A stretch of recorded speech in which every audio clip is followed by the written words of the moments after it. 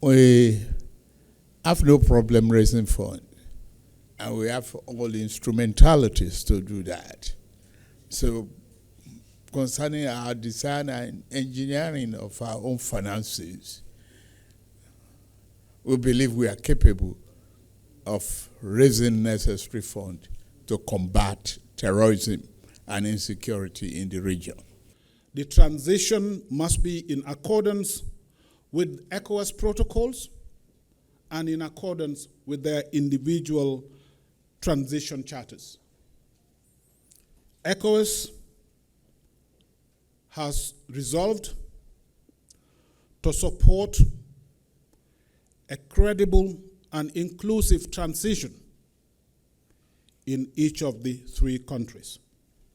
The security response shall also include support to individual member states of the region.